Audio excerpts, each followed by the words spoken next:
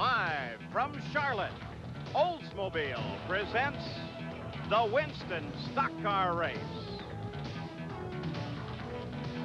And that's the view that fans see when they come into the front of Charlotte Motor Speedway, a giant executive tower. It's all the brainchild of the president of the Speedway and top promoter in NASCAR, Humpy Wheeler. And inside that tower, among other things, the Speedway Club, where you can enjoy the racing on linen and crystal. A really magnificent development as part of this really unbelievable Charlotte Motor Speedway. And over 100,000 people are in the stands now, and they're here to see the Winston. Good afternoon. I'm Paul Page, and the excitement has already peaked here. They're looking forward to a full afternoon of racing. We've already seen one race and plenty of entertainment, but there's much more to come here from Charlotte, and a great deal more to come here on ABC Sports. Now here, we're concerned with the Winston, a stock car race, but a very special stock car race. Now, a very unusual format. It's actually 3 races this afternoon. A 3-race format, and the winner will take home at least $200,000. The first race is 75 laps, or a little over 112 miles. And the winner of that will take home $20,000, but also the finish of that determines the lineup for race number 2, which is 50 laps or 75 miles. And again, they will line up according to the finish of race number 2 for a 10-lap dash, and that race will bring home $200,000 to the winner. It's a very, very interesting concept. Now, with us to help call the action here today, 19-year veteran of Winston Cup racing and a competitor here in the Winston in 1987, Benny Parsons. Good to have you on board. This is a very unusual situation. Paul, thank you very much. And it is unusual. Folks, this format, if we were to go to the garage area and talk to the 20 drivers in the Winston and ask them, do you like the format? I think the majority would say no. Let's throw the green flag, race for 150 miles, 200 miles, and the winner waves the checker flag over him, and he gets the $200,000. But this race isn't for the drivers or the crews. This race is for the fans. The over 100,000 people that are here today that bought a ticket to see this, and you at home that are going to watch this on television. This ought to be an exciting event. And when the day is over and Paul Page says, goodbye, thanks for joining in, if you don't grab the telephone and call someone and say, I just saw the doggonest thing I've ever seen in my life, then the format was not successful. But I think you will. Well, there's no doubt about it. Benny Parsons is looking forward to a great one. Now, also with us is 3-time Indianapolis 500-mile race winner Bobby Unser. Bobby, 3 different races, 3 different distances. That requires some real special planning and some tactics. It certainly does, Paul. The first race, 75 laps, and it's going to be a race where the drivers are going to be playing with each other, jockeying for position, seeing how the cars work, like grafting, like slipstreaming. Then a 10-minute break, and then the second race. This is 50 laps. Now here, the guys got to really get it up. They're really going to have to vie for positions. The guys in the back going to have to get up front. The guys in the front, of course, want to stay there. 10-minute intermission. After that, then 10 laps, the shootout. Winner takes $200,000. And on the front row, a Ford and a Chevrolet. Right behind them, a Pontiac. Paul, this could very well be the finest stock car race any of us have ever seen. And $200,000 is more than enough to get the attention of any racing driver. Now, it's not only the race format that's unusual, the qualifying is unusual as well. Qualifying was held here at Charlotte yesterday. Now, in the qualifying, they run 3 laps against the clock, but they also have to make a pit stop during those 3 laps. Now, the fastest lap of the day was turned by this man, Bill Elliott. But when he came in for his pit stop, well, the crew got a little crossways. The pit stop ran just a little bit long with 14 and 65/100ths of a second, and that took his overall time down. So Elliott will start this race back in 9th place. Dale Earnhardt, the fastest crew in NASCAR, 4-time world champion pit crew, and they really demonstrated that fact yesterday as they came in with a pit stop at 13 and 21/100ths of a second, which helped some pretty good laps turned by Dale. He was, for a time being, at least, the pole sitter. But then it was Terry Labonte. He had some great laps. His laps were aided by this incredible stop at 11 and 45/100ths of a second. Look, even Junior Johnson is out there helping the crew, and as a result, he had the fastest overall time of the 3 laps, and that put him on the pole for the Winston. Starting alongside will be Dale Earnhardt. So we've got a real shootout. Ford and Chevrolet right on the front row. Let's go down now to the front row of this field. Here's Jack Arute. And Paul, we've talked about the performance of the drivers, the pit crews, and Bobby Unser alluded to the performance of the cars. This car here, owned by Junior Johnson and driven by Terry Labonte, this year is a Ford. Last year it was a Chevrolet. Now who took over for the Chevrolet Brigade this year? Dale Earnhardt, driving a brand new car, the Lumina. The people have waited for a number of months to come into competition. It came 2 weeks ago in Talladega, Alabama, and you can see the sloped nose as it runs the air up and over. This will be driven by Dale Earnhardt, and he'll lead the Chevrolet Brigade. But if you look at the two cars in contrast, to my eye, they look an awful lot alike. And that's what's important when you're going for $200,000 on the nose. Paul? Well, Jack, certainly in the start of the first race, we're also going to be keeping an eye on a car starting back in the 9th starting position. It's that famous number 9 that belongs to Bill Elliott. And right now, near the car is Jerry Punch. Well, Paul Page, you know, he talked about qualifying. Normally, if you're the fastest car in the field, you start up front where Jack Arute was a minute ago. But Bill Elliott will be starting back in 9th spot. Of course, the pit stop was a little bit slower than they'd like, but he will start his melling forward back here. Now, it's been an abysmal beginning for the season for Bill Elliott. Unlike a lot of champions, he has not had a good beginning to the year. He broke his wrist at Daytona prior to the main event. The champions this year are not having a good year. Danny Sullivan at Indianapolis before their biggest event of the year, and Bill Elliott before Daytona, a broken arm. Now, he would like to turn this season around. Today's showing here in the Winston could do that for Bill Elliott. He feels like he may have the fastest car in the field, and we'll see if he can make that move up front early on. Paul?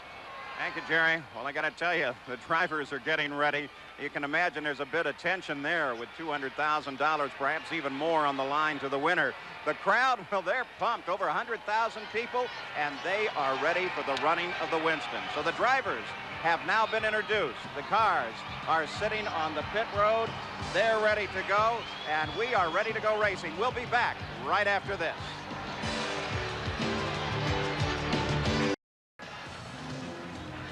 We're back live at Charlotte Motor Speedway for the running of the Winston, the 5th annual. Giant crowd as they begin to clear away all of the paraphernalia used for the preliminary ceremonies. The drivers move toward their cars, and let's go to Jack Arute, who is with the pole sitter. And Terry Labonte is strapping himself in the car. We are just moments away from the start of race number 1 in the Winston. Terry, when do you run for real? What do you hold back in these first couple of segments? It doesn't count to the end. You know, the last 10 laps is the most important part. We'll just try to really figure out what we got to do for that last segment. Flanking him on the outside of this front row is a driver that has really brought a lot of excitement into this race in years past. Who can forget the tremendous finish in one of the Winstons a while back when Dale Earnhardt passed in the grass to take the lead. Dale, are we going to see a lot of excitement today in this Winston? Yeah, I checked out the turf down there. It looked pretty good coming across the grass. I think we'll be all right. Paul, it's going to be a barn burner. All right, so the front row is ready to go. Let's go a little further back in the field, and Jerry Punch. Well, the man who hopes to be a part of that barn burning, Paul, is here, Bill Elliott. And Bill, with the kind of beginning you had this year, you're hoping, I know, this race could turn your season around. Well, I certainly hope so. You know, back in '86, we really started out tough with my brother Ernie being sick, and this race really turned things around that season. You know, the way things have gone this season, it's been a tough year. I feel good. I felt good at Talladega. I feel good in the race car right now. I think the car is working pretty good, and I just hope we have a good race. He referred to 1986. He had not won a single event as he has this year. He came into the Winston, dominated the show, and went on to have one of the best years of his career after winning this Winston back 3 years ago. Paul? So we'll definitely be tracking the activity of Bill Elliott. 20 cars on the straightaway now, ready for the start of the engines. Look at the magnificent crowd here at Charlotte. Let's take a tour around this course. Charlotte is one of the most challenging and demanding superspeedways in NASCAR. At 1.5 miles around, 60 feet wide, and with its bank, it's plenty fast. It needs a lot of horsepower and top handling. Let's take a ride with Darrell Waltrip.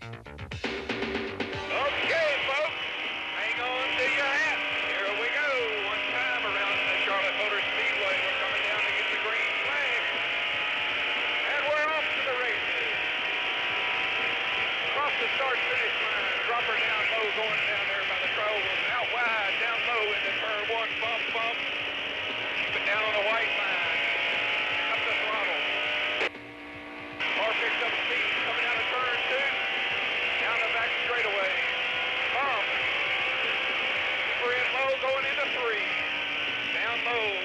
Drift up. Pick up the throttle. Start off bump. Right out next to that wall. Whammo! Kick up a little dust as he comes in the trial zone. One lap around Charlotte Motor Speedway. And they're sitting quiet for the moment at least as the 17 car of Darrell Waltrip, as he prepares to start this race. He'll start from the inside of the third row. So the field now ready. The drivers are strapped in. They're in position. A final word with their crews. The tactics being reviewed again and again, and this is a very tactical event this afternoon. 3 different races. 75 laps the first race, 50 the second, and 10 the third. Temperature in the 80s now. Very warm down here. Humidity, comfortable.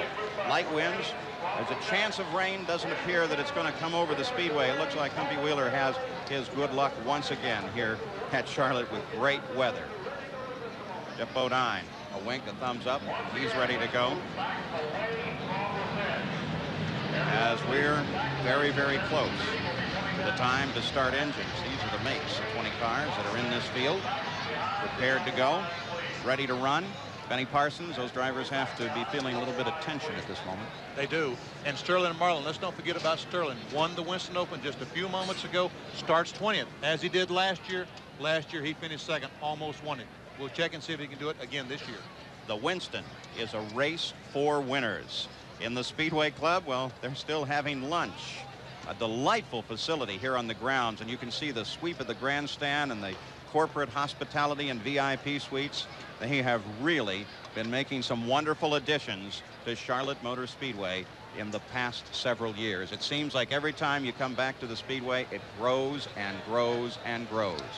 Well, on the starting line, the crews are talking with Rusty Wallace as a little bit of a hesitation here while they clear off some of the equipment that was used for the preliminary ceremony. And what they have not far away from where the cars sit on the straightaway is a large semi flatbed that was used in those preliminary ceremonies, and it's still sitting there. They can't seem to get it away.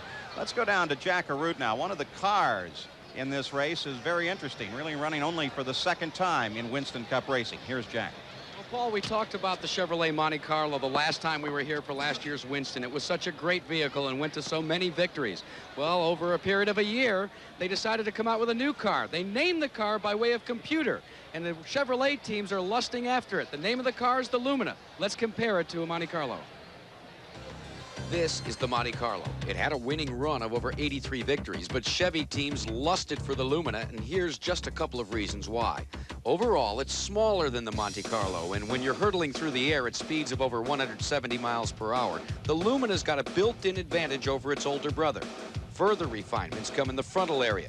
The nose and angles of attack have been refined after exhaustive wind tunnel and track testing.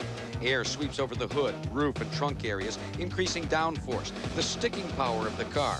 Couple this with the horsepower generated by Chevy's time-proven engine package, and teams are banking upon the Lumina frequenting victory lane on a regular basis. Well, there's the problem.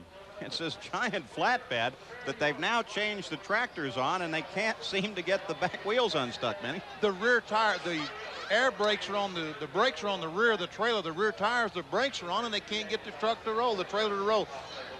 Now there it goes. Get a little bit of a roll, but they finally get it done. There they go. The back wheels are rolling. So now, finally, we're pretty close to getting set to go. Boy, that's got to cause some real boiling of the pulses when that happens. There's the starting field. Let's go back to the main straightaway again. Jerry Punch. Well, Paul, Alan Kowicki qualified fourth for this event, but yesterday a problem. In the last practice session, you blew the motor you were going to race, Alan, and you guys had to really scamper to put a new engine in. Are you concerned a little bit about this performance of this new motor? Well, it's not the way you'd prefer to start the race, but this engine may be just as good as the other one, and I have a lot of confidence in the crew that, you know, they've got everything prepared, and we're looking forward to a good run. Alan Kowicki starting fourth. Let's go up pit road to Jack Arute for those famous words. Jack? Well, Jerry, I'm with Sam Hendricks, who's been chosen to give the traditional command today. Mr. Hendricks? Gentlemen, start your engines.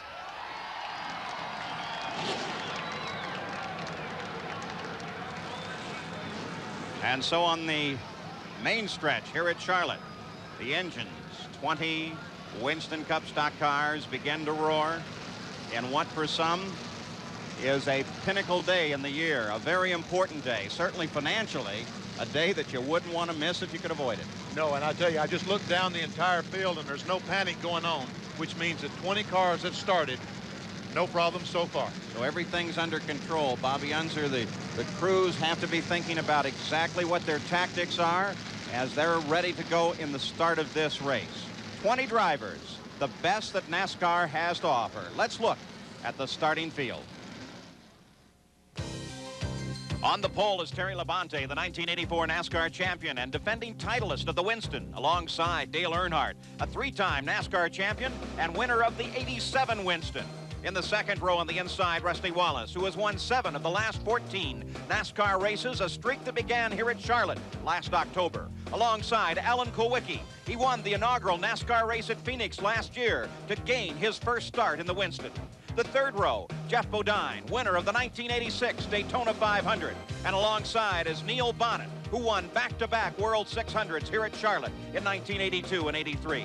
The fourth row on the inside, Darrell Waltrip, a three-time NASCAR champion and winner of the inaugural Winston in 1985. To the outside is Davey Allison, who won at Talladega 2 weeks ago. This is his third start in the Winston.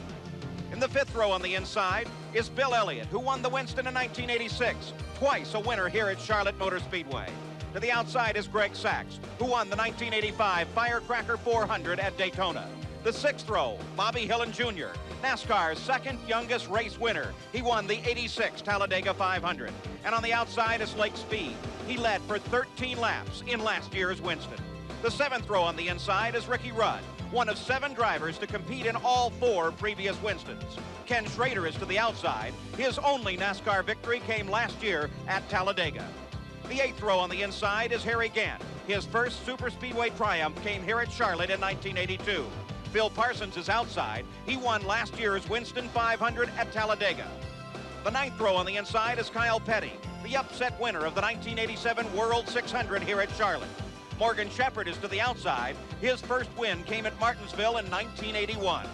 Richard Petty is on the inside of the 10th row. His first career win came in February of 1960 here in Charlotte at the old fairgrounds.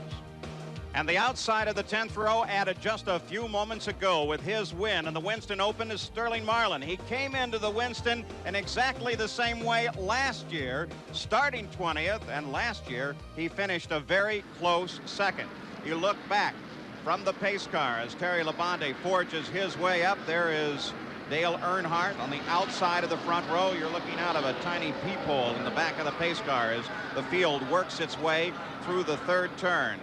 Everybody's rolling, all cars reporting that they're in good shape. They're ready to go running. Benny Parsons thinking about what's coming up, looking at the gauges. I think they're all looking at the gauges. Right now, we're looking from inside Darrell Waltrip's car, the fellow that took us a lap around the speedway just a moment ago. Right now, I think they're thinking about the money. One of our several onboard cameras, Darrell Waltrip starting the 4th row, a little bit further back on board with Kyle Petty's car as he sees the field 8 rows ahead of him stringing out now. You can see the sweep of the giant grandstands, the condominiums on the outside of the first turn, aerial bombs being fired into the air now as balloons rise into the air.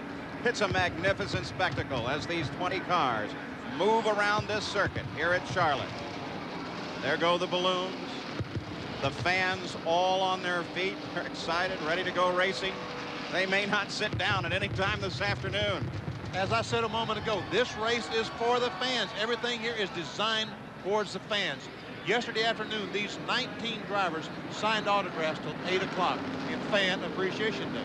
You know, there was a lot of apprehension about that method of qualifying that we described earlier, but I got to tell you, sitting up here, it sure worked. It was very, very exciting. Bill Elliott probably won't agree with today, but it was exciting. This first race, 75 laps long. 1 pit stop is required with 2 tires to be changed during that pit stop. Then the finishing order of this race will be the lineup for race number 2, but 70 laps is the distance. Paul, keep in mind they'll also have to put on some gasoline during that. They'll have to have a little bit of fuel. Probably 1 can of fuel during their first pit stop and only pit stop. The field in the 4th turn now. The front row aligns itself. The rest of the pack closes up just a bit. We watch for the green flag. Terry Labonte, the pole sitter, brings him down. Earnhardt sits back just a bit. The green flag comes out. Rusty Wallace makes a move to the inside. Labonte roars out in front as Wallace and Earnhardt begin a battle going into the first turn. Wallace comes up high, almost leaning on Earnhardt as Labonte continues to lead. Coming off of the second turn now. Lap number 1, the first race of the Winston. Labonte leads down the backstretch. It's a race between Wallace and Earnhardt as they head into turn 3, and Earnhardt pushes ahead into second place. Well, it certainly looks like Labonte had the horsepower at the start, Paul. It came down nice and slow, nice and even. Now look at Earnhardt, though.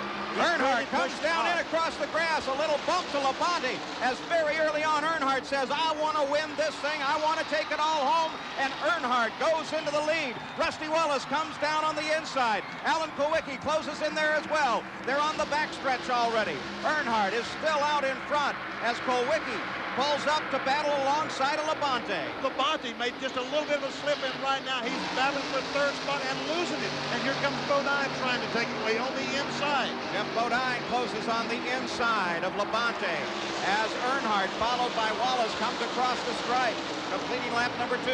And Darrell Waltrip following Jeff Bodine. On board now with Darrell Waltrip. That's Bodine just ahead. Working their way around the speedway. Waltrip running in 5th place, Bodine in 4th. The fight is for 4th place. Waltrip's going to try it down to the inside. He tucks that car a little tighter, going into 3. There we see Darrell working the steering wheel, trying to keep the back end in tow. The whole front of the field staying together as they come across, completing lap 3 of 75. Waltrip, Bodine battle. Labonte has dropped back now.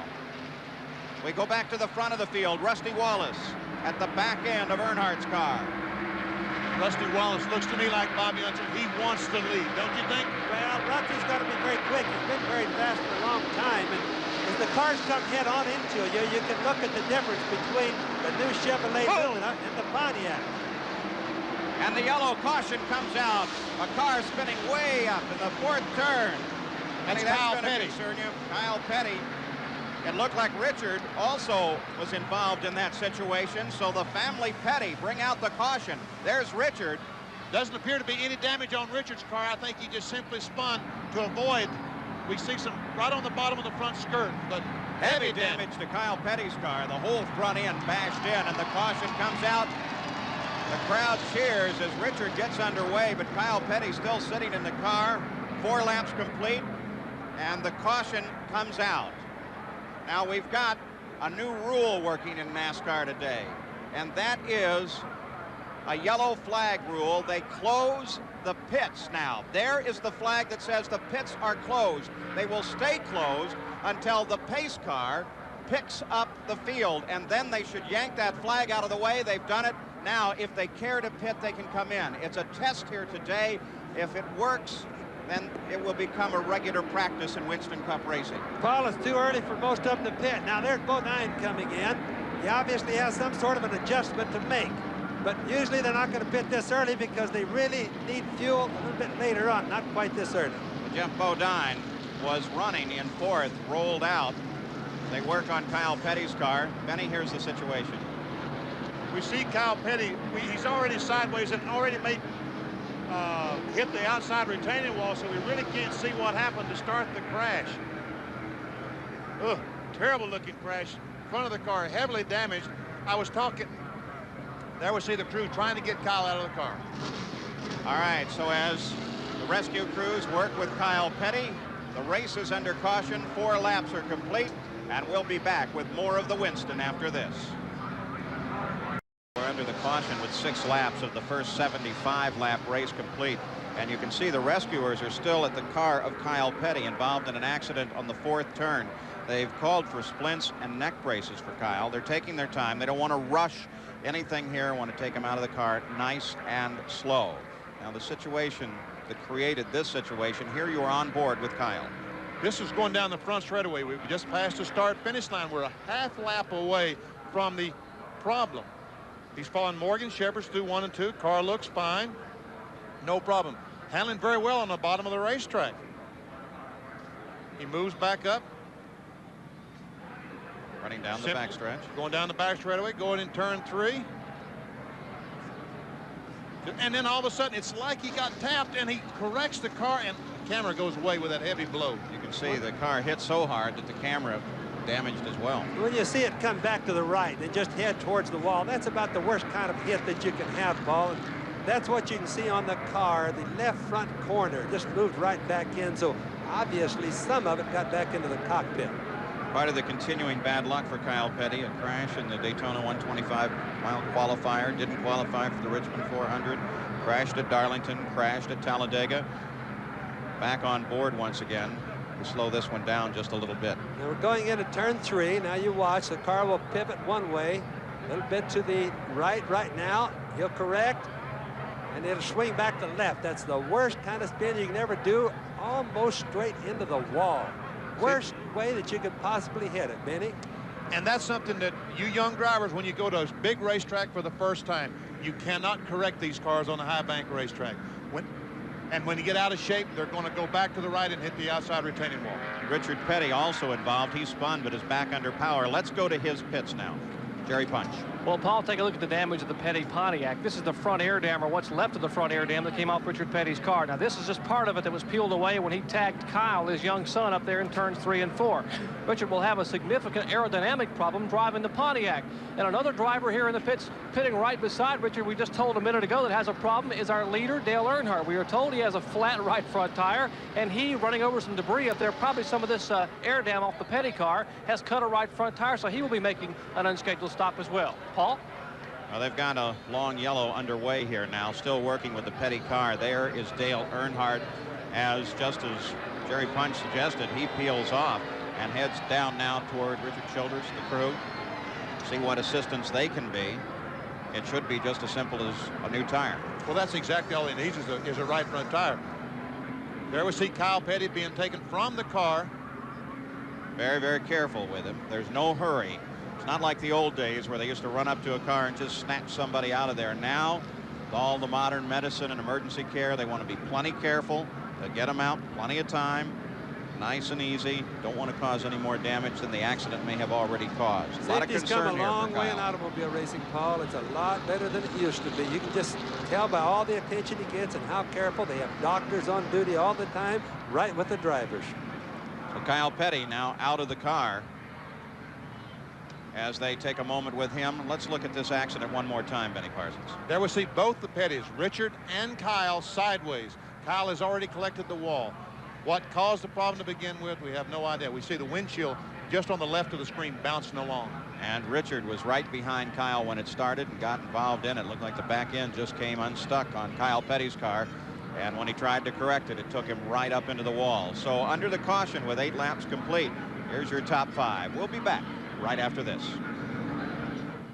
We are under caution, 9 laps complete. Reason for the caution, an accident involving Kyle and Richard Petty. Though Richard Petty is back under power, Kyle had to be removed by stretcher to an ambulance from his race car. He's now back in the medical center as the ambulance backs in. Let's go for an update on this situation to Jerry Punch.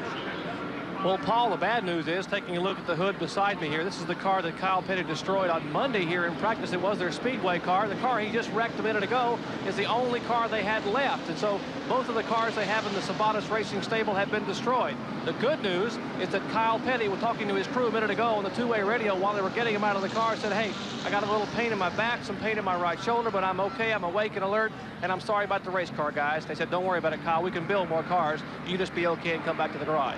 Paul? Well, it's good report.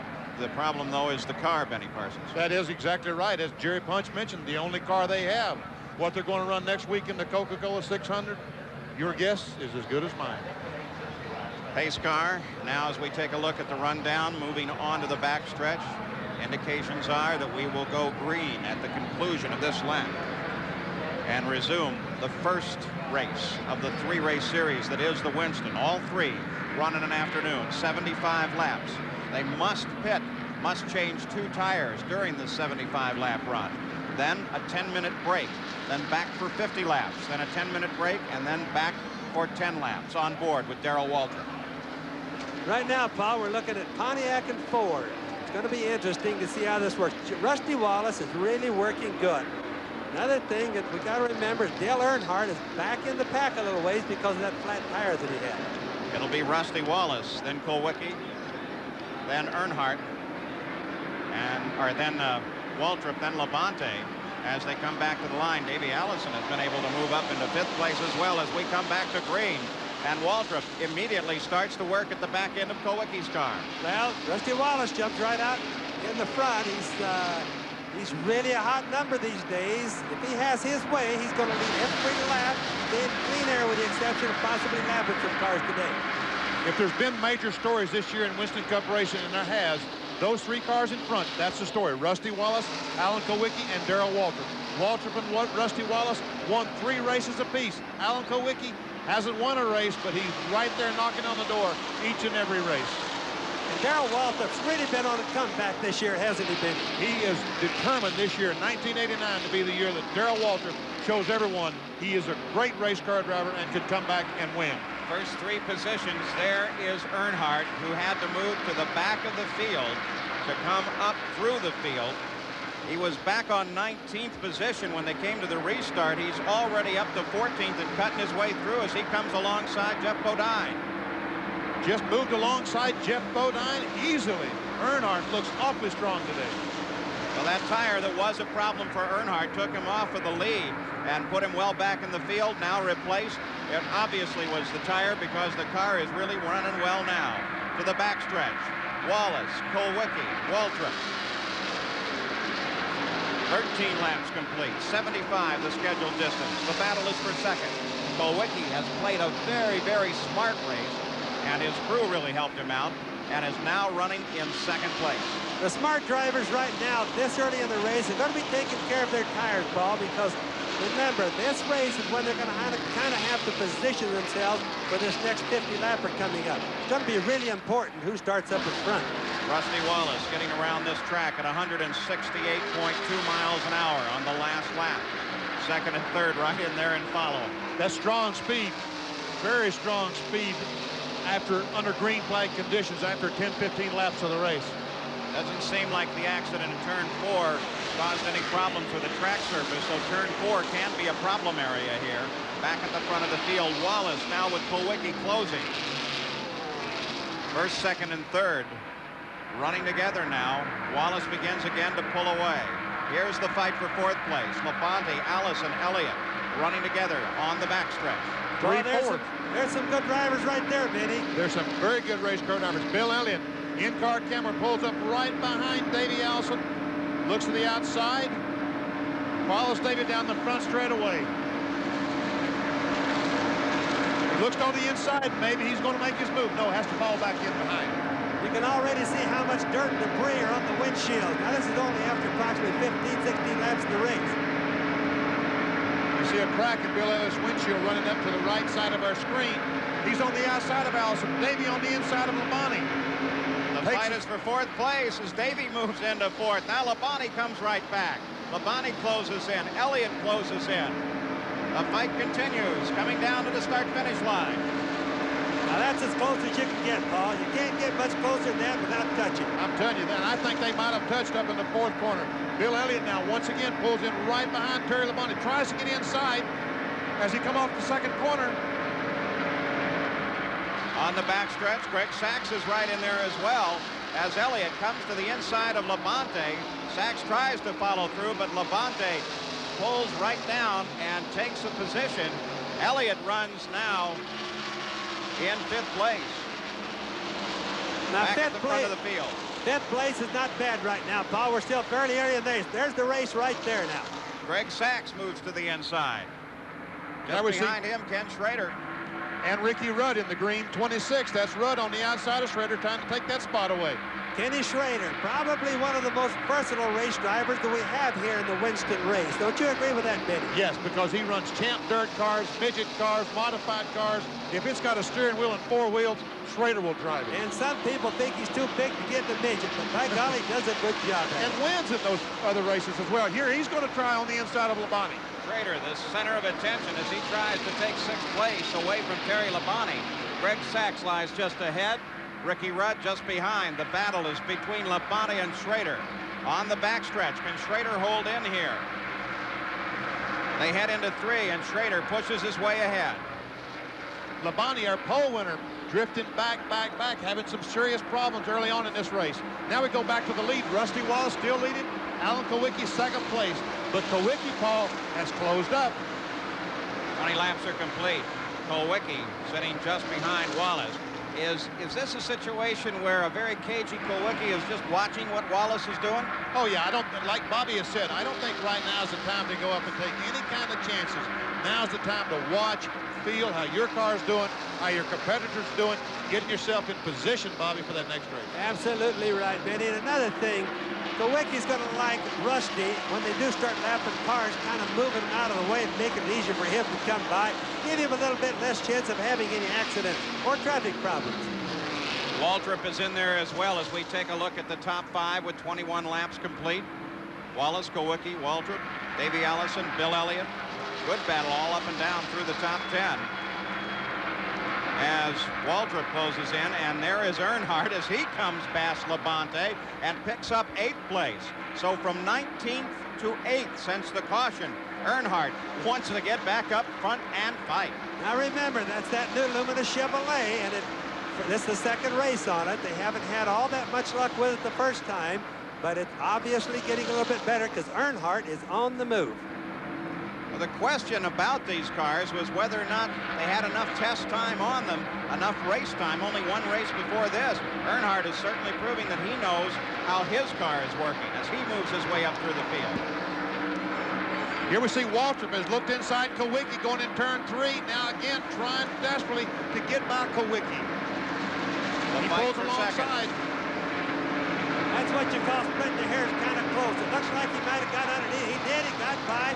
Waltrip now's in second place. Now that's some dicing. That pass could be just a little bit knowledge to be used in the next race. Exactly right. Because Darrell Waltrip would not try to do that unless he felt like he was going to help him somewhere along the line.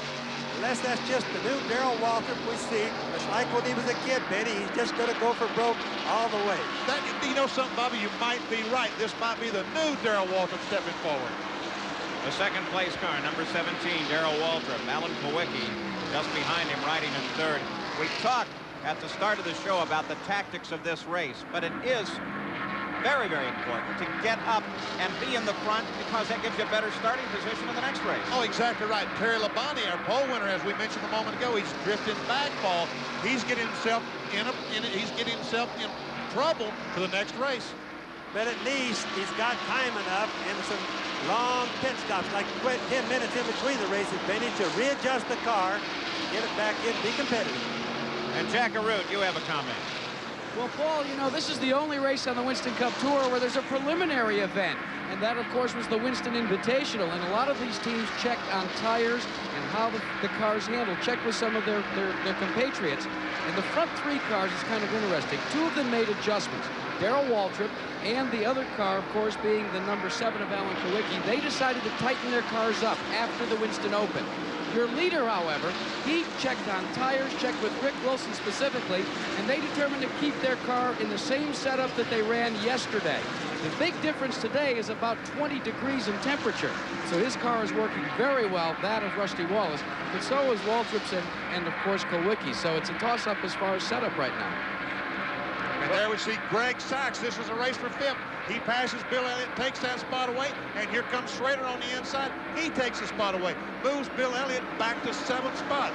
On board with Bill Elliott. This kind of fighting at 27 laps into the race gives you an idea of how very important these guys think it is to get up into the front. They can't give up any ground, Paul. They have to go for it. They're just running a little bit harder this early in the first race. There goes Schrader. The fight is for 5th place. That's Greg Sachs just ahead. Kenny Schrader tries him on the inside. They're running a little bit harder earlier in the race, the first race, than we figured. Wow, that was close race, and Schrader almost got in the side of Sachs as they came off the corner. Sachs forced way high. as Elliott sitting just behind Sachs, and here comes Earnhardt. Earnhardt closes in on this fight. Now there's a good example. Two cars teaming up, nose to tail, can just almost beat Schrader, who's really in the groove right now, and Schrader's handling good. But you notice as soon as Elliott hooks up with Sachs, they just seem to have a little bit of straightaway speed on them there. 5th, 6th, 7th, and 8th. Remember, Earnhardt came out of the caution in 19th. Earnhardt brings her down low. Elliott goes way up high, and Earnhardt picks up yet another position. Now sets his target on Sachs. He just drove by Bill Elliott. Boy, is Earnhardt doing a great job on the bottom of the racetrack up in 3 and 4.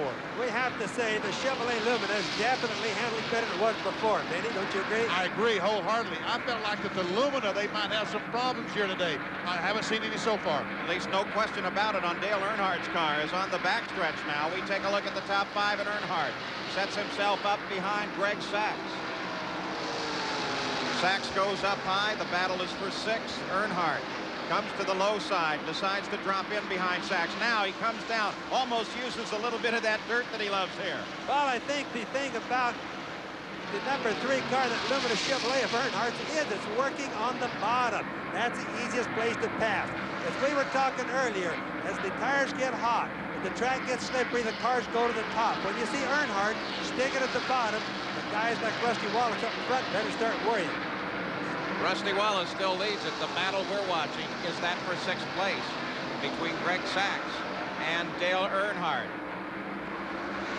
Out in front, it is still Rusty Wallace.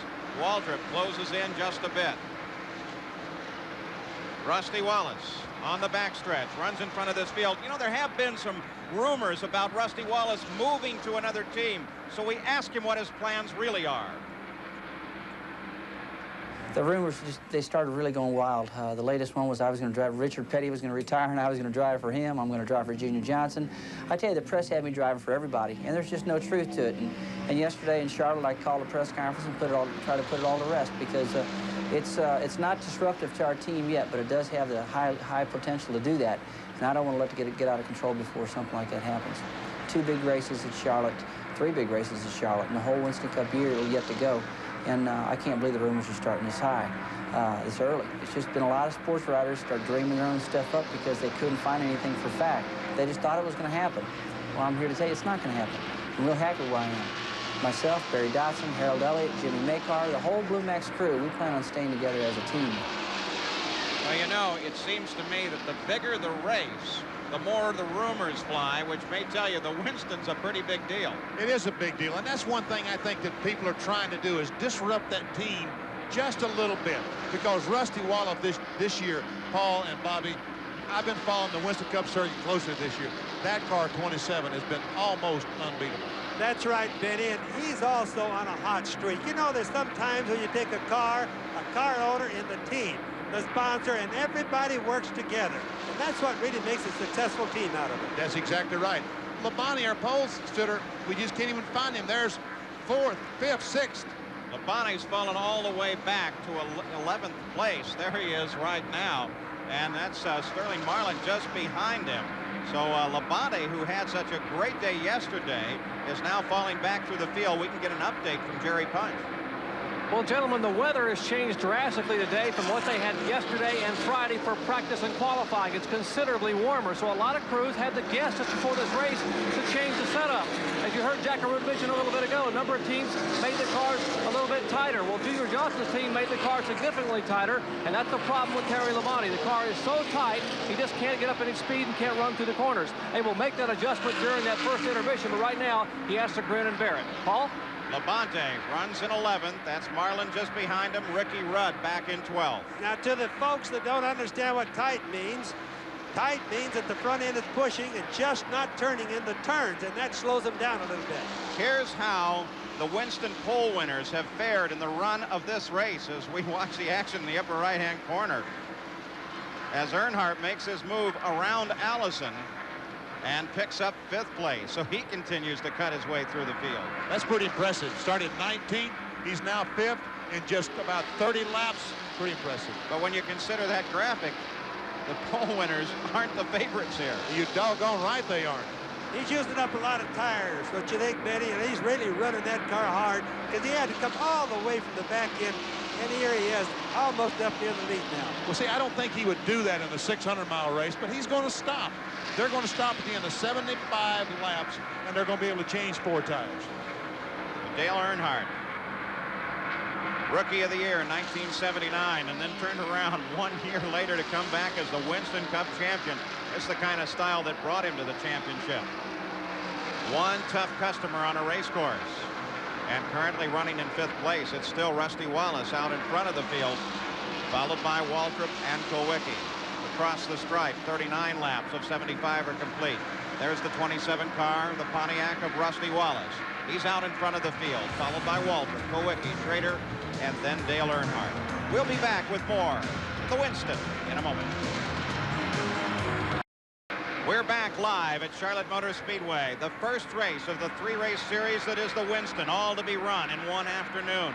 43 laps are complete. We take a look at the top 5. Wallace, Waltrip, Kulwicki, Schrader, Dale Earnhardt. Take a look down through the rest of the top 10. Allison, Greg Sachs, Bill Elliott, Jeff Bodine, and Sterling Marlin. Marlin, remember, started in 20th place, so he's got a pretty good run going as well. Rusty Wallace out in front of this field. Carr really doing a nice job. The fight is here for 2nd place. That's Darrell Waltrip and Alan Kulwicki. They've really been having a fight for a long time. Just a real good, tight battle right there. Rusty Wallace has been really handling good, Paul. He's not only running good, but he seems to stick at the bottom of the racetrack awfully good. There we see Richard Petty in jeopardy of going a lap down, but we know that Richard's car is not handling very well because of that early accident with his son, Kyle. Front spoiler all banged up and damaged. His aerodynamics really compromised. Take a look at the left front of that car. You see all that bodywork missing. That really makes a world of difference. And in NASCAR racing and stock car racing, the left front does an awful lot of work because they offset the weight into the car. So when he loses the spoiler on the left front like that, it's really hurting the car. That's not letting it turn, or it's making the front end push. One or the other. As we watch Richard Petty going down in turn 1, just in front of our leader. Richard Petty, the leader just behind him. And Rusty Wallace, by the way, running about a 2.25 seconds ahead of this battle for 2nd place. 29 laps to go, 46 are complete. The scheduled distance to the stops, Benny Parsons, should be about 60 laps. Someplace between 55 and 60. These cars will run as long as they possibly can because they're handling very well. Some of the cars in the back want to get in and make that tire change, so they might even stop at 50 laps. Notice Kulwicki is running off to the left up there a little bit now. He's trying to do 2 things. He's trying to get some air in, cool his radiator. I think, Benny, don't you agree that he might be trying to pull Darrell down so he can make his front end push a little bit, maybe burn his right front tire off? I don't know that he is. I think that Alan just is trying to run on the bottom of the racetrack the shortest way, as you mentioned a moment ago, just the shortest way around the racetrack. You see how low that Kulwicki, well, now he's drifted up a little bit there, but he's still lower than anyone else through the 3rd, 4th corner. But Kulwicki closes in a little bit on Earnhardt. Rusty Wallace still out in front. The fight on the course is for 2nd place. And this is what Alan Kulwicki has been doing all year, is he runs very well. The longer that the race goes, the better Alan Kulwicki goes. Let's go down to the pits now, get an update on the situation with Kyle Petty. Here's Jerry Punch. I'm standing with Felix Sabates, Kyle Petty's car owner. And Felix, you just came out of the infield care center. What's the status on Kyle? Well, we're taking him to the hospital for precautionary measurement. Everything seems to be working all right. He was complaining about a lot of pain in his back going to the top of his head. But Dr. Petty said he thinks he's okay. He got to University Hospital for x-rays. Well, apparently going to do cervical spine films and x-ray, also the right shoulder, but hopefully it's just bruised and nothing broken, and Kyle can come back to race. Paul? We certainly hope the best for Kyle Petty. The leader, the 27 car, Rusty Wallace. He's competed in 2 different Winstons prior to this. He was 5th in '87 and finished 13th last year, but now in the first of the 3 races, he is now running out in front. Kenny Schrader has made a pit stop, completed it in 12.3 seconds, and is back into the action. So what you suggested earlier, Bobby and Benny, some of the guys running a little bit back, stopping a little bit earlier. Well, he might have needed a chassis adjustment. They can make a little adjustment when he's into the pits. And he might have just gambled that there won't be a yellow between now and the 55 to 60 laps that they should stop.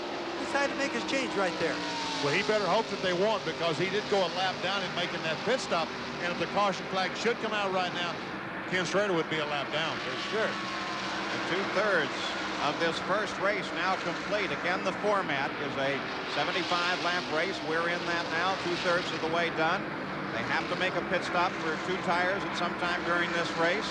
And another rule special to the Winston, should there be a yellow flag in the last 10 laps of any one of these races, then the laps under yellow will not count into the total. They go from this race on to a 50 lap after a 10-minute break, and then after a second 10-minute break on to a 10-lap dash. And at the end of that run, $200,000 to the winner. Greg Sachs, the 88 car. Davey Allison is in 5th place as Sachs and Bodine begin to pursue Allison. Good race for 5th spot. Greg Sachs, the graphic tells you, 6th spot. Jeff Bodine 7th, right behind. Now, Bodine's in another one of those Chevy Luminas. Benny, he doesn't seem to be handling quite as good as, for example, Earnhardt in a very light car. I think, you know, I noticed that just a moment ago and started to say something, but to tell one of our guys down in the pits that Bodine is not handling that well, and he's the only car other than Earnhardt that made a pit stop on that early caution flag. He went in the pits. He wasn't happy with the first lap, and evidently still not very happy. And Benny, we watched yesterday. It looked like Bodine was the best of the cars that we watched on the entire racetrack. Exactly right. And we get a little puff of tire smoke coming off the back of Allison's car as he heads into one. That's the second lap we've seen that. As we watch Allison on the back stretch, heading into turn 3, here is Rusty Wallace, the leader of the race, coming in. Darrell Waltrip comes in as well, and Alan Kulwicki comes in. So the top 3 cars head for the pits. Now only 17 and 27. Only Wallace and Waltrip make it into the pits. 11 seconds. Wow. 11 seconds. Wow, what a pit stop by Rusty Wallace. Now it's going to be interesting to see if they got all the lug nuts on that one, like some of the cars missed yesterday, but I'm sure they did.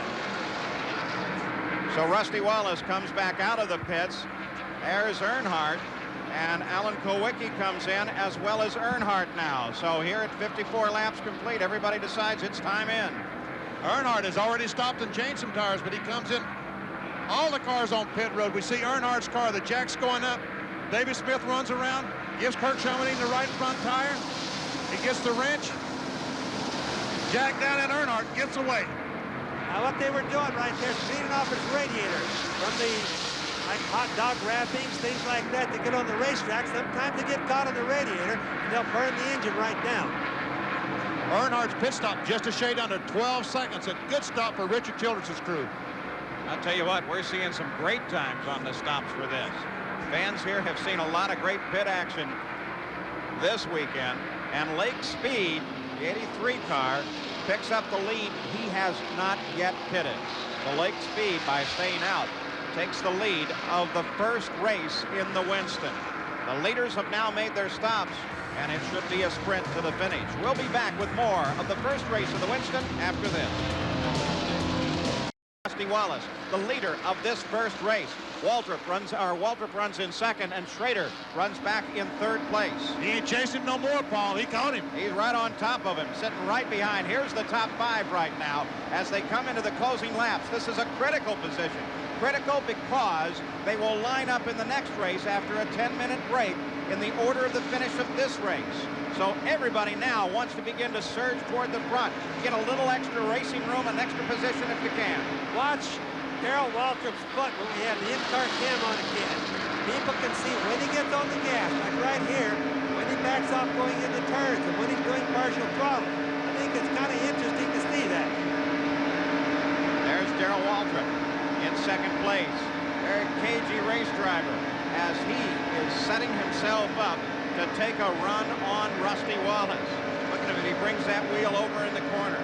Another thing to take note, they don't use brakes here, only to come into the pits. They never touch the brakes going around the racetrack. Now he's really on Rusty's tail. He's got all the draft he can use here at Charlotte. It's really going to be working him. There's only about 4 laps remaining. That's why carrying momentum is so critical on an oval. You just have to carry your speed just as far and fast as you can. You're really actually slowing down only by the action of turning into the corner. Exactly right. You can also notice Rusty Wallace goes down a little bit more. You notice that, Benny? As soon as Darrell got up right to him, he just used a little bit more of the racetrack to the left. On onto the backstretch. Waltrip moves in behind Wallace. Sets himself into position, heading for turn 3. Onto the high bank. Better hurry, DW. There's only 2 1/4 laps to go. On board with Darrell Waltrip now. As they head for the stripe one more time. When they come around, they'll see the starter tell them it's 2 laps to go. Down into turn 1. The continuing fight for the lead. Wallace has it at the moment. A slower car just in front of him. That could be a factor as they head toward turn 3 now. Just like Bobby Unser talked about a moment ago, those cars in front of our leaders do not want to go a lap down, so they're not going to move over as they customarily would do to let these guys go by. So traffic might be a problem. They really can't afford to move over, Benny, because they go down a lap and carry that into the next race. So they've really got to go for it. In fact, this is probably one of the hardest times that they're going to have, period. White flag is out. 1 lap to go, 1/2 lap to go now. Off of the second turn, onto the backstretch. Waltrip closes in just a bit on Rusty Wallace. Harry Gant is going to go a lap down. They get around Gant. They put him a lap behind the lead of the race as we come for the start-finish line. And for the checkered flag. And Rusty Wallace leads Waltrip across the line. So Wallace will start on the pole. Waltrip alongside in race number 2. Waltrip couldn't get it done. Not another half a lap, and Hillen would have gone down a lap. That's so exactly. He came out really lucky on that one. We see Darrell talking to his crew already. He was talking to his crew, telling them what they're going to do in this next 10 or 15 minutes that they've got to get the car where they can beat that 27 car. Any adjustments that need to be done are going to be done in 10 minutes. So Rusty Wallace wins race number 1 this afternoon, the 75-lapper. It's the 50-lapper that comes up next. A look from the Speedway Club where they've seen a whale of a first race. We'll be back with more coverage of the Winston after this message and a word from our ABC station. Expect then some action a little bit later in the afternoon from the Indianapolis Motor Speedway. Now this is the way they line up for this race number 2. It's a 50-lapper. They are on the back straightaway, and the pace car should begin to accelerate away as they're lined up single file now. That's most notable. Sterling Marlin has moved from 20th to 8th place. He started the last race in 20th. He's now in 8th. But you find them just the way you left them at the end of the last race. A 10-minute interval. They've all worked on the cars, made some adjustments, and now with Rusty Wallace out in front, followed by Waltrip, Schrader, Earnhardt, and Kulwicki, they're ready to come down to the line. Those are the top 5 drivers as Wallace slows it down just a bit, coming off of 4. Now begins to pick up the pace. The green light winks on, the flag flies, and Wallace begins to lead. Waltrip, Schrader, Kulwicki, and Earnhardt begin to battle for 4th place as they head off into the first turn. Rusty Wallace again right down to the white line through turn 1 and turn 2, and a little bit of that was protection to keep Waltrip from being able to get under him, Paul. Waltrip glued right to the back end of Wallace's car in a fight for the lead. Schrader runs alone, running in 3rd, and Earnhardt now occupies 4th place, but just behind Earnhardt is Kulwicki and Elliott. Bill Elliott's showing a little bit of strength right now that he hasn't shown us earlier on today. That's right, Penny. And Earnhardt also, remember, now he did change the sway bar on his car, so it may take him a lap or 2 to feel whether that Chevrolet is going to respond to it or not. So we'll see whether that helped or not. Both of you were watching all of the crews as they were working during the 10-minute interval. Didn't seem to anybody really frantic about their car. There was no panic going on. There really was no panic going on. These guys just massaging the cars around. On board, 2nd place car, the leader, Rusty Wallace, just ahead. They race these NASCAR cars about 35 times a year, these same cars. The guys are really used to the changes they're going to do. When the driver says there's a problem, like if there's a push to it, the mechanics and the driver basically know what to change on them, Paul. That's a good point. They do know because they race so much, and not only do they race 35 times a year, they probably test 30 or 40 more days a year. So these fellows are in these race cars 75, 80 days a year. Benny, aren't you glad you're up here in the television booth, not on the racetrack today? Yeah, that's right. I only got to work 1 day a week. I tell you what, I haven't seen anybody as excited in a broadcast booth as Benny Parsons. as there is Waltrip still trying to move on Rusty Wallace. Waltrip trying up to the high side. Now that's something different. He's not only trying it, he's going right on by Wallace. On the backstretch, Waltrip takes the lead. Wow, on the outside. That's the pass of the day, Benny. That is the pass of the day. Darrell Waltrip, great move on the outside of Rusty Wallace. I don't think Rusty expected that. Now remember what we said earlier. The first lap would be bailing them out. The second race, the 50 lapper right now is going to be go for broke, getting ready for that last 10 lapper.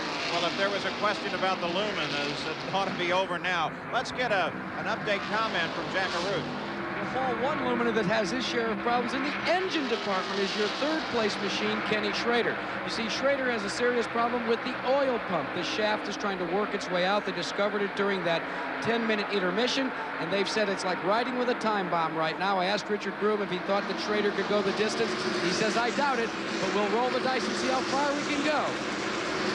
That's a brave group, because if that shaft works its way out, you're going to suddenly see zero oil pressure, and a few seconds after that, the engine's going to go all over the place. The battle for fourth place, Earnhardt, Kulwicki. And just a moment ago, a half a lap ago, the order was reversed. Kulwicki was in front of Earnhardt. Earnhardt passed him down the front straightaway. Made a great move going in turn one on Alan Kulwicki. Elliott, now running in sixth place, continues to stay in contact with the front of the field, playing a pretty cagey race. Well, Earnhardt still isn't moving as good as he seemed to be moving in the early part of the last race, Benny. He's past Kulwicki for sure, but he's falling back just a little bit. So this is fourth, fifth, and sixth. Earnhardt, Kulwicki, and then Elliott. The front of the field, it is Waltrip. He picked up the lead from Wallace. Wallace won the first race, picked up $20,000 in doing so. There's $20,000 on the line in the second race of this afternoon's running of the Winston. Earnhardt runs in fourth. Kulwicki tacked in right behind. Yes, and look at Earnhardt work the high group. Kulwicki back down the bottom just like he was earlier. The only difference is Dale doesn't seem to be pulling away right now. The three of those cars are really in a tight, close, good draft. Tell you what, he's ashamed this isn't for the lead, because this is the best race on the racetrack now. Some of the drivers are feeling out just like you see Alan working on Dale right there, working the low groove. Pretty soon he's going to be trying for a pass because he can't wait too long. Looked like he looked on the inside of Earnhardt that time, but not able to get enough momentum off the corner to pull alongside. We continue to watch the battle for fourth place. The fight is between Earnhardt and Kulwicki as Earnhardt again moves up to the high side. Now Kulwicki closes in. He's going to go for a try as they come down across the start-finish line.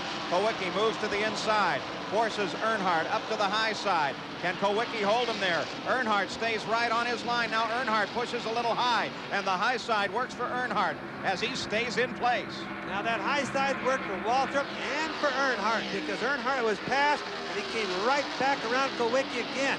So maybe some of the other drivers are going to start trying that high side. There's Allen getting up there a little bit higher right now himself. What happens is when Kulwicki goes in the corner on the, this is looking out Bill Elliott's car, the windshield of Bill Elliott's car, looking at Alan Kulwicki's car. But what happens is when Kulwicki goes in the corner and Earnhardt's alongside, he doesn't have that big quarter panel to lean that into. The air that normally he would lean into isn't there. Earnhardt's taking it away, makes the car very loose. And another thing, the car that's leading, even though you're going along downside a car, you're still operating in the slipstream. You're still operating in the draft, Benny. So even though a car is on the side, you still got a big cone shape at about a 45 degree of good, quiet air to go through. Exactly. On board the sixth place car, the Ford of Bill Elliott. That's Kulwicki lying just ahead, and just ahead of him is that black number 3 of Earnhardt. As they're the best fight on the circuit, it is still Waltrip out in front, and Rusty Wallace running in second place. Looks like Elliott just doesn't have it quite hooked up today like we expected him before the race.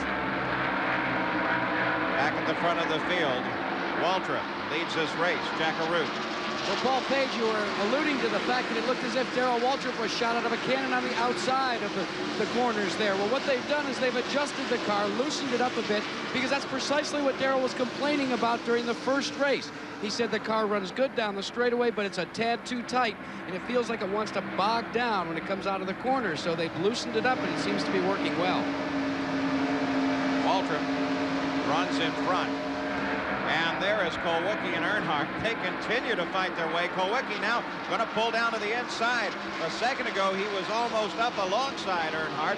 Had to drop back. And now he's been forced back a little further. But Elliott begins to close in now on Kulwicki. Well, it was getting close right there now. That Elliott's coming to life here. He realizes he's going to have to get going in this race. Otherwise, no chance for that 10-lapper. Boy, this is some great racing to the backstretch now. Earnhardt rides in fourth. Kulwicki, then Elliott. The battle continues. Earnhardt is without a doubt one of the hardest guys in the world to pass. He just will not give anything. It's all, he will not give you anything. And Bobby, you've raced with guys like that before. It makes it awfully hard. Benny, it seems like with Earnhardt, he just wants to make an issue out of everything on that racetrack. You can't do anything but be proud of the man for doing it. He's the stubbornest driver I've ever seen. I'm going to tell him you said that. You talk about a winning attitude. Nice thing about this race is everybody here is, in fact, a winner. As we look at Wallace now being challenged by Ken Schrader, that's the battle for second place. Each one of these guys has their mind set on winning. They know how to win. They know how to plan their race just right. And they've got that winning attitude, which is always so important in any sport. So Wallace, now running in second place, is trying to hold off a charging Ken Schrader, and Waltrip is our leader. We're in race number 2 of the Winston, and we'll be back. In this race, compared to the next Sunday's race, your crew bolts you in the car, helps you get in, and they pat you on the back and say, don't bring me back nothing but the steering wheel. Darrell Waltrip, the current leader. Next Sunday's race is the World 600 here from Charlotte, but at the moment, it's the Winston, an entirely different event than any other race these NASCAR champions drive throughout the year. 3 different races on the same Sunday afternoon. At the end of the run, $200,000 to the winner. They started after a very special qualifying, which included 3 laps against the clock and a pit stop. And at the end of the first race, it was Wallace out in front. But then they lined up in the order of finish of the first race, put Wallace out in front for a bit, but then Waltrip forged his way past into first place. Wallace now runs second, Schrader third, and we're looking at the battle for fourth. It continues between Earnhardt and Alan Kulwicki. You know something? Alan Kulwicki has been trying very hard to get by Dale Earnhardt. But I'm not sure right now I would try so hard, because starting on the inside on that last 10-lap deal could be an advantage. Except, Benny, that it looks like the groove has moved up, at least for some of the cars, if they get the cars adjusted right. We'll see. Well, the one question has been answered, and that's that the Chevrolets are working pretty good here. They're running in first, third, and fourth at the moment. Jerry Punch. Well, gentlemen, apparently Jeff Hammond and the Waltrip crew did a great job making the adjustments during the timeout here just a little bit ago. But also Dale Earnhardt's crew, Bill Elliott's crew, made the same change. Now, what they changed was this front torsion bar, this front sway bar, they call it. It's a little bit hot, so pardon me. This came out of Earnhardt's car. They changed it by 1/16 of an inch. Now, Earnhardt put a bigger one in to tighten the car up in the corner. Elliott put a smaller one in to make the car a little bit looser. Now, Earnhardt may have made the car a little too tight. He can't quite go to the front like he could during that first segment. So maybe an 1/16 of an inch doesn't seem like much to you or me, but in one of these things it controls the entire front steering and turning of a race car. Paul? It certainly does, Jerry Punch, and the thing that it does counteract is the springs that are in the car. The cars, even though they're the same make of car, really don't have all the same parts in them. The springs are different, so they put different sway bars to counteract how the springs are doing on the racetrack. Well, we're just past the halfway point in the second race of today's Winston, the 50-lapper, 75 miles. Waltrip leads it, followed by Wallace and Schrader. Dale Earnhardt runs in fourth, then Kulwicki, and then Elliott. A little tire smoke coming off the back of Earnhardt's car. The third-place car, Ken Schrader, Jack Arute, is in his pit. Now, Paul Page, you know, we told you about that oil pump that was ticking like a time bomb beneath the hood of Ken Schrader's car. This is Richard Broom, and Richard, you're doing an awfully good job, or Schrader is, with an oil pump that should be pulling the oil out of the engine instead of pumping it through. Well, I reckon we're just lucky. There's nothing holding the shaft in the pump. The snap ring is broke, and the shaft is trying to get out the front. Now, you cannot change oil pumps because it'd take too long. What are you going to do? We're just going to jerry-rig a deal to try to hold the shaft in it. Well, that's the story from down here. He's running in third place, though, so it seems to be working well enough right now. Now just remember one thing, though. If the oil pump lets go, Paul and Benny, it lets go. He probably has a red light in there to tell him no more oil pressure, but the engine is done at that particular time. There's no saving it. These engines are turning better than 7,000 RPM. And when that goes to zero oil pressure, the day is done. The day is absolutely done, and he'll be able to feel it just an instant before it breaks. If he doesn't see the red. Of course, now, if it does go like that, a little bit of danger there if the oil gets out of the motor and onto the racetrack. It could get over your rear wheels. Well, that's right. The car would spin or make a wet spot for the cars coming along behind you. In this particular case, Benny, he would have a red light, and he would just kick it out of gear if he sees a red light. Isn't that right? If he can do it fast enough, eh, Benny? If he can do it fast enough. But on a bright, sunlit day like today, sometimes you can't see that red light. As we watch Darrell Waltrip next in turn 4, coming down to complete one more lap. Almost a 2-second lead Waltrip has over Wallace. Now you notice how high Darrell is running, even going into turn 1 right there. He almost touches the wall. Look at here. Totally the high groove. Totally different from what he did earlier. So obviously the changes that he thought he needed before at the end of the last race, he did them and they worked because he's definitely in the high groove. 20 laps to go in the second race of the Winston, the 50-lapper. Darrell Waltrip is out in front, followed by Wallace. We'll be back with more coverage of the Winston after this message and a word from our ABC station.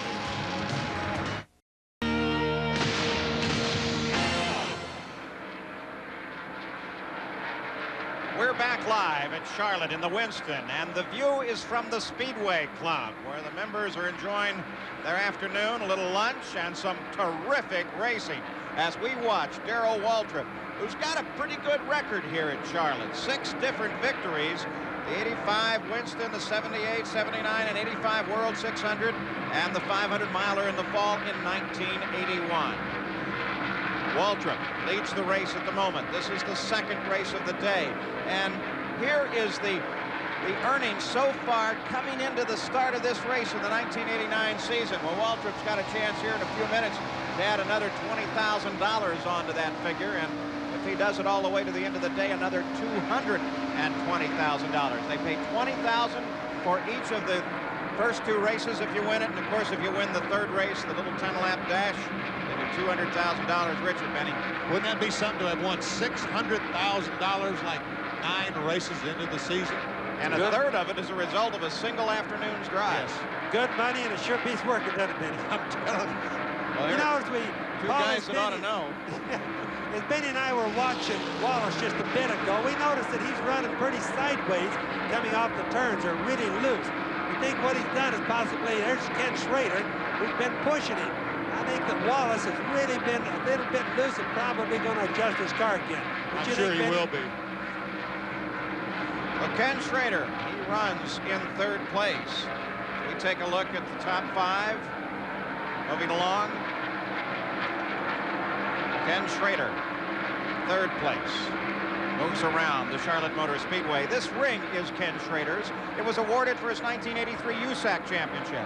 It came to 85 to NASCAR, driving the Don Levy car. Several USAC championships in the open wheel cars, and USAC gives you a real nice ring at the end of the year for a champion, like NASCAR does. And this thing had like 12 diamonds in it, and every time I get in the car for my rookie year, Junie'd make me give him the ring. And a couple times I brought the car back pretty bent up. He had scraped one of them diamonds out of there. He'd chiseled it out, so I was pretty careful with his equipment.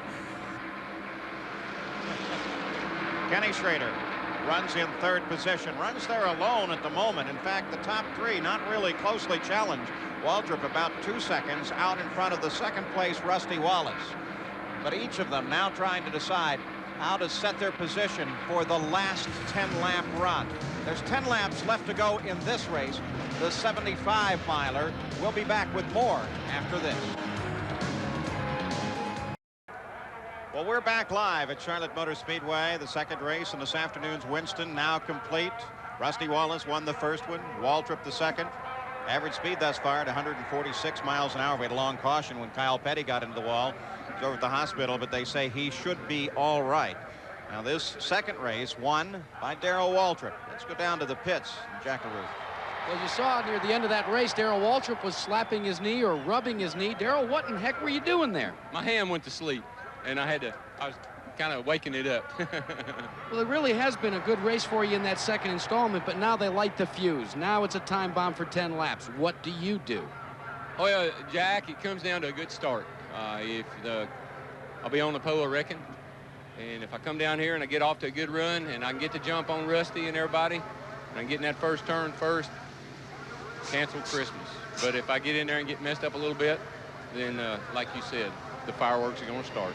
Well, one of the men that will probably be part of that fireworks is standing by with Jerry Punch right now. Jerry?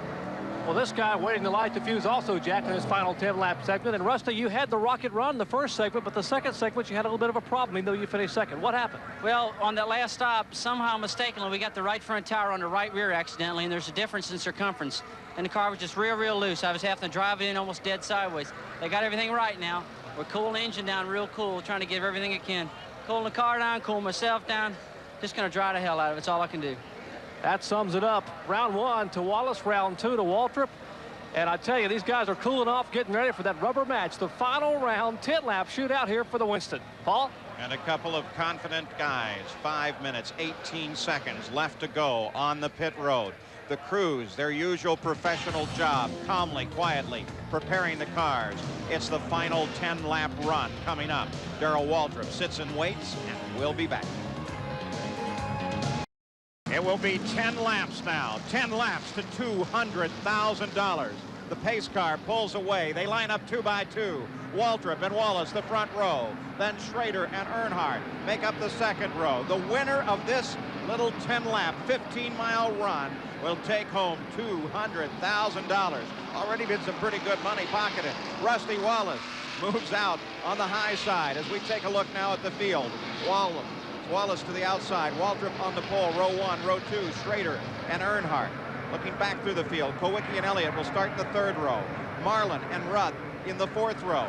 The 5th row, Davey Allison, Jeff Bodine. The 6th row, Lake Speed and Greg Sachs. The 7th row is now made up of Labonte, the original pole sitter, and Bobby Hillen Jr. And the 8th row, Neil Bonnet and Harry Gant. The 9th row, Richard Petty, Phil Parsons. There is no 10th row.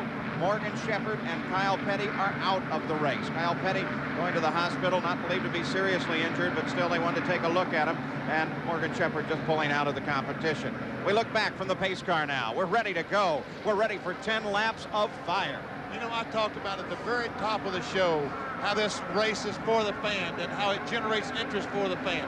I'm excited, aren't you, Paul? Well, I am pumped for this one. Chevrolet has won 3 of the last 4 Winstons. Will they do it again today?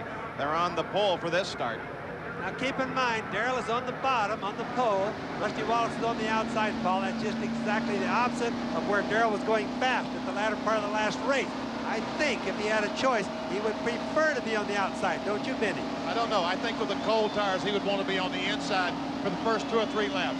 Then we see Darrell going back and forth, getting the tires buffed in just a little bit, because the next time by, green flag and the fuse is lit. For $200,000. Whoa!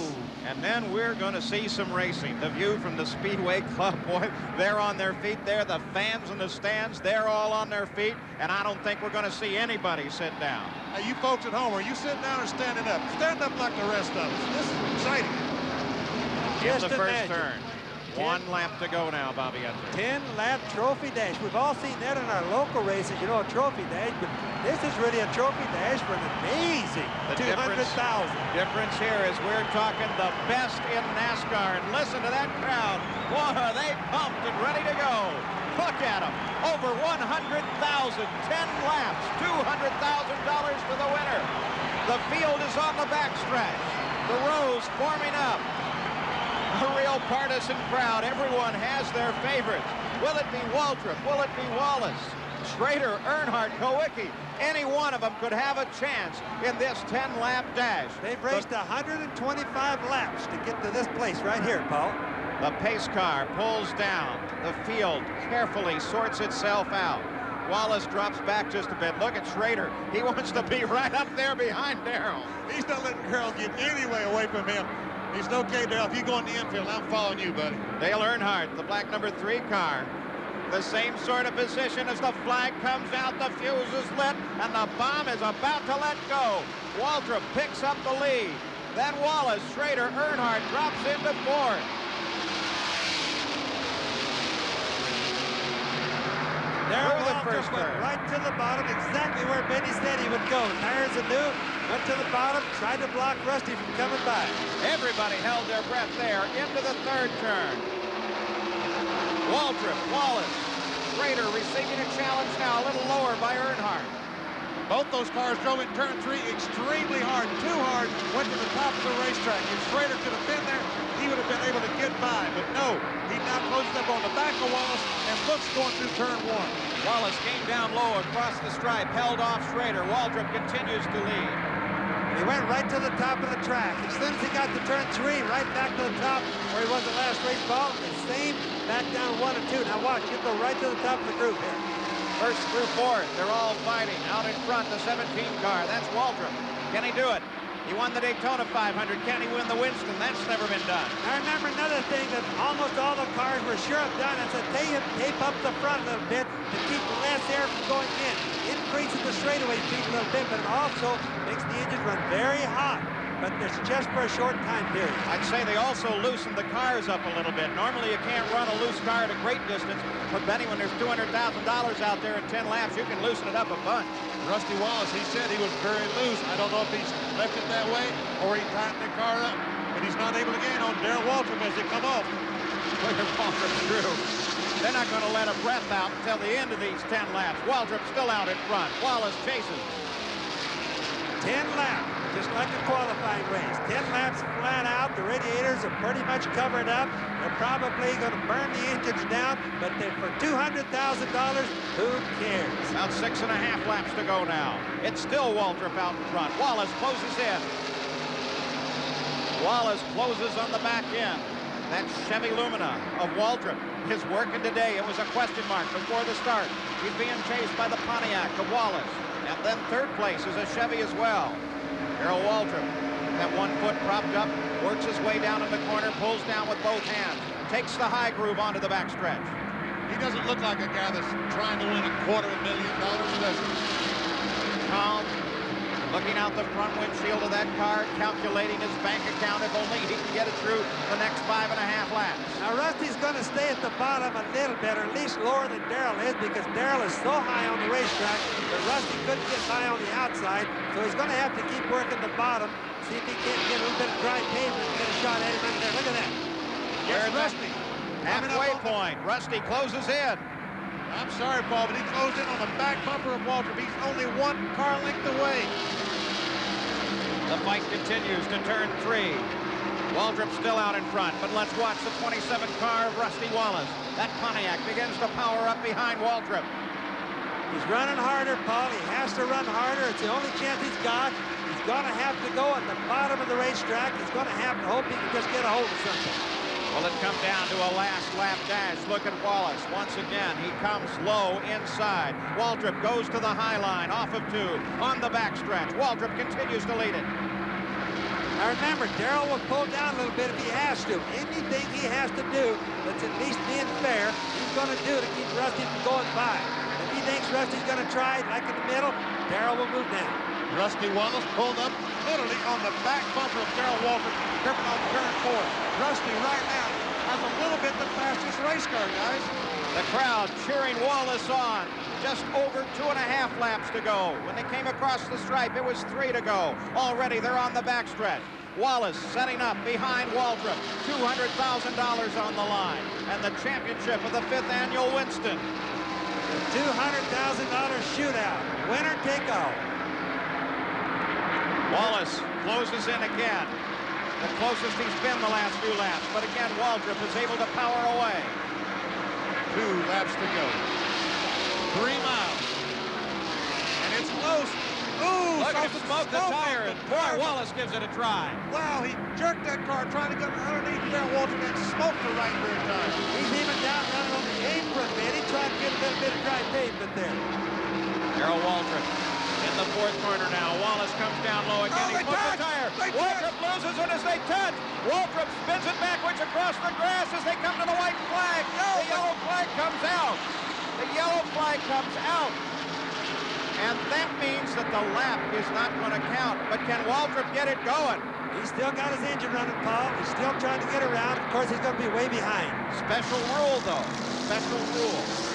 Unless it's on the last lap, which it was not. These laps don't count. It'll still be a run. But he has to start at the back of the pack. I mean, he will not be able to catch the cars starting at the back of the pack. The question will be, is how will they line up behind Wallace for a one-lap dash? Now, there's going to be one mad Darrell Waltrip. Look at his wife. Tears in her eyes. She's very sad. $200,000 lost right there. Stevie I'm Waltrip sure was counting that money, I Well, think. I don't think Rusty Wallace meant to hit him, but it just shows you what happens when they run as close as they do sometimes. Waltrip, a little more grim face than he was a few seconds ago. He had hoped by this time to be counting his $200,000 prize. They'll line up behind the pace car.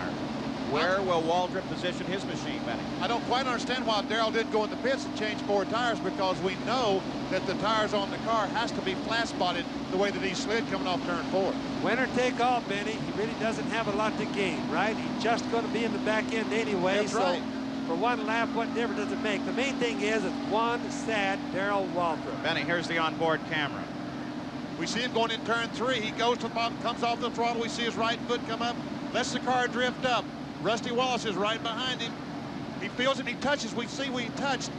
Darrell's trying to get the car back, but no, it's around. We see him turn back like Kyle Petty did, but the car is already around. He hits the brakes and simply lets the car come to a halt. And Rusty gambled that there was going to be a hole on the outside, so he just went by on the outside, and luckily enough for him, Darrell wasn't there.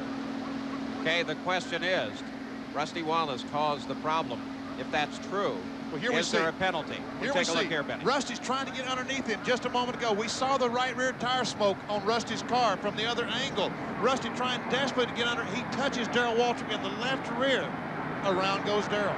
It absolutely was Rusty's fault. There's no question about that. They were just both trying very hard. Rusty possibly tried a little too hard. The laps under yellow. The last 10 laps don't count. Let's go to the pits. Jerry Punch. We're with Barry Dotson, Rusty Wallace's crew chief. And Barry, what did Rusty tell you happened out there between him and Darrell?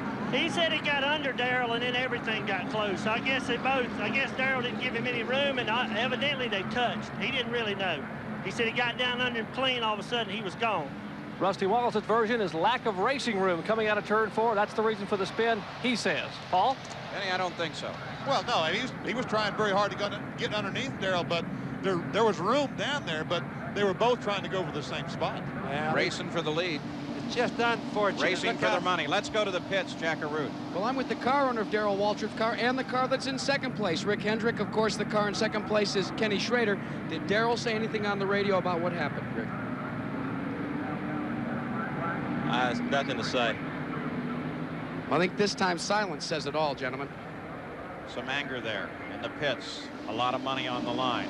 That brings the emotions higher. Darrell Waltrip sits in the back of this field. Worked his way up in the lineup past the cars that are a lap down, but he'll still start well back. His chances for this day are gone as he talks to his pit on the radio. Yeah, he's telling Jeff and all the crew and Rick Hendrick listening in exactly what happened, what he feels like happened anyway. Our hat has to go off to Darrell Waltrip. He drove an extremely good race. It really wasn't his fault. The sad thing would have to happen. Just one lap from the end to lose $200,000 and all the prestige that goes along with it. Darrell Waltrip, there he is, back in the field. They'll come to the green flag with Wallace in front, followed by Schrader, Earnhardt, Elliott, Sterling Marlin, who, remember, came into this race in the Winston Open and started 20th in the first race, now running in 5th. Here we see, look, all these teams crowded around a NASCAR official. I don't know what they could be talking about, but there's 3 or 4 different teams crowded around one official. Well, there's certainly the question of how the two cars came together, and I think also a question about how many laps will they actually have when they come back to green. So the pace car leads the field around while they try to do the best possible cleanup they can on the circuit. And we'll be back for the finish right after this. We're back live at Charlotte Motor Speedway. When they come back to green, there will be 1 lap to go. But first, let's go take a look at the situation that set up this caution flag. Rusty Wallace was chasing Darrell Waltrip. Wallace had been loose for a couple of corners. He closed in trying to get by Waltrip to pick up the lead, and then they just tapped one another. And when they did, Waltrip lost control. Wallace tried to slow, was able to get past to the high side, and Waltrip spun across the grass. Let's go to the pits in Jackaroo. And Paul, Darrell did bring his car onto pit road, took on 4 new tires because he's got to come from the back, but they waited until the last moment because of the discussion by the NASCAR officials as to whether we had 1 lap or 2 laps when we went back to green. When they got the official word, they said, come on in, but it's a bittersweet problem and a situation right now on pit road in the Darrell Waltrip pit. All right, well, did that little bump cost Darrell Waltrip about $185,000? He stood to win $200,000. Pace car has moved off the course. Kenny Schrader has moved up right behind Rusty Wallace. We watch for the flag. Accident happened on the 8th lap. We start then the 8th lap. 2 laps to go as the green flag flies. And it's Wallace leading Schrader and beginning to pull away. He is beginning to pull away. Schrader stayed right on his bumper on the restart, but Rusty Wallace now has a 3-car length advantage off turn 2. Earnhardt's in 3rd, Schrader 2nd. Wallace leads it. Regardless of what happened with Wallace and Darrell Waltrip, he still got the race. It's still $200,000, 2 laps to do it. So the answer's still the same for him. He's got to go fast. $200,000 just a mile and a half away as the white flag signaling the last lap comes out. Schrader closes in on Wallace on the final lap in the first turn. Schrader right at the back end, but look at the power in Wallace's Pontiac as he pulls onto the backstretch. Schrader looks for a little clean air. What happened is Schrader drove the car in the corner just a little bit too hard, got the car pushing. He didn't make this mistake again, but I don't think he can make up the distance. Difference. Just no time, Benny. They're coming down for the checkered flag now, Paul. Wallace with a Pontiac Bauer and the checkered flag as Wallace picks up $200,000 and the Winston. The Winston has been won by Rusty Wallace, followed by Ken Schrader and then Dale Earnhardt. $200,000 on a single 15-mile long. 15 miles and 200 grand. Rusty Wallace is the winner. We'll be back to talk with Rusty right after this. I'm Jack Arute here in Victory Lane at the end of the Winston, and Rusty Wallace has won it a little bit controversially, though. Yeah, you know, it's just this 10 laps is a rough 10 laps, man. You got to drive hard. Darrell was driving hard. I was driving hard. I got up underneath him coming off at turn 4. We just got together. He come down. I tried to help my groove. We both just touched. That's all there was to it. You know, I would have rather finished the race, me winning it, and nothing like that happening. But, you know, it happened this way in '87, and I don't think those guys were doing that on purpose either. And I didn't have nothing to do with doing that on purpose. It was a tough race. I'm sorry for Darrell. Glad we won. I'd like to thank Kodiak, Pontiac, Mobile One, AC Spark Plugs, everybody. Paul, that's it from Victory Lane. Well, Rusty Wallace picks up $200,000, but this was earlier. As you can see, the tempers are hot when there's that much money on the line, as quite a fight broke out just outside of the winner's circle here. Officials and other team members moved in trying to break it up.